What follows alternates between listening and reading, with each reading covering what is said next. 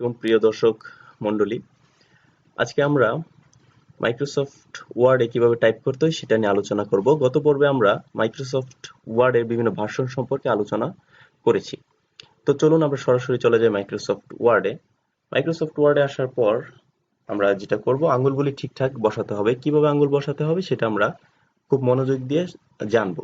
আমরা কিবোর্ডের এফ এবং জে বাটনে দুটা দাগ কাটা দেখতে পাচ্ছি, কারণ হচ্ছে আমাদের আঙ্গুলগুলো এই অংশে বসাতে হয় বলে এখানে দাগ কাটা আছে। শুরুতে আমাদের আঙ্গুলটা কিভাবে বসাতে হবে খুব মনোযোগ দিয়ে শুনবেন। শুরুতে আমাদের বাম হাতের কনিষ্ঠ আঙ্গুল বসাতে হবে এতে, তারপর অনামিকা বসবে এস এ, মধ্যমা ডিতে এবং তর্জনী আঙ্গুল বসবে এস এ, সরি এফ এ। হ্যাঁ, তো এভাবে এ এস ডি এফ এ আমরা কি করব, আমাদের বাম হাতটা বসাবো। তারপর বৃদ্ধ আঙ্গুলটা বসাবো স্পেসের উপর। একইভাবে ডান হাতের আঙ্গুলগুলো কোথায় বসাবো, প্রথম আঙ্গুল সেমিকোলন, তারপর এল কে জে, এভাবে আমরা বসিয়ে আমাদের আঙ্গুলটাকে সেট করে নিব। বুঝা গেছে? তারপর বাম হাতের প্রথম আঙ্গুল মানে কনিষ্ঠ আঙ্গুল দিয়ে চাপবো এ, পরের আঙ্গুল দিয়ে এস, পরের আঙ্গুল দিয়ে ডি, পরের আঙ্গুল দিয়ে এফ, বৃদ্ধ আঙ্গুল দিয়ে স্পেস। একইভাবে ডান হাতের প্রথম আঙ্গুল দিয়ে সেমিকোলন, তারপর এল কে জে। বোঝা গেছে?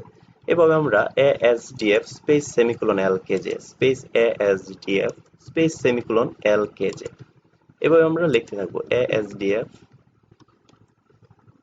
Space semicolon L K J space A S D F space semicolon L K J space A S D F space semicolon L K J.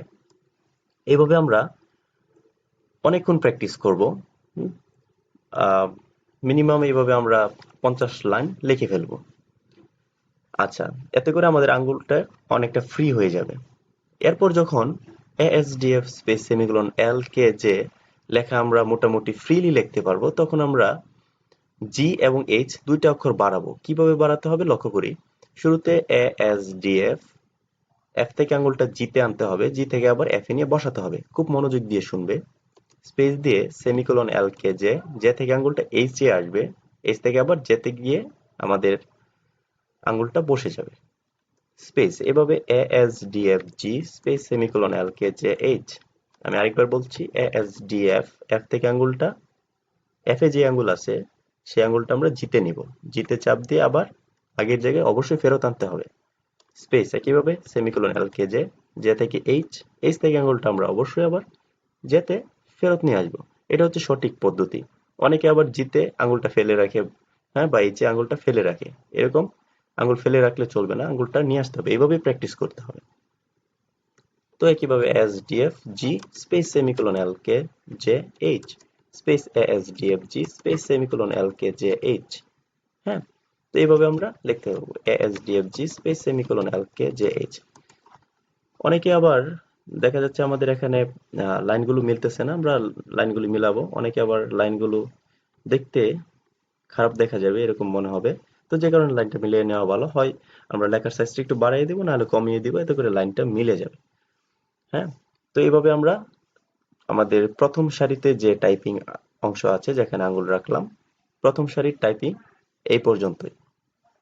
আমরা এইভাবে আহ, সম্পূর্ণ দিন প্র্যাকটিস করব। সম্পূর্ণ দিন বলতে বোঝাচ্ছি, যদি দৈনিক আমরা 2 ঘন্টা প্র্যাকটিস করি তাহলে কিন্তু হবে। এএসডিএফ জি স্পেস সেমিকোলন এলকেজেএস এটুকু আমরা মানে একদিনের জন্য রাখলাম।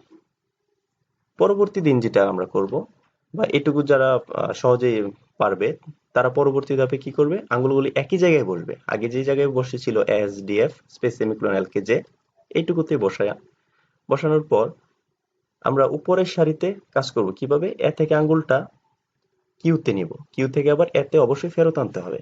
একইভাবে এস থেকে ডাব্লিউ, ডি থেকে ই, এফ থেকে আর, স্পেস দিয়ে সেমিকোলন থেকে পি, এল থেকে ও, কে থেকে আই, জে থেকে ইউ। বোঝা গেছে?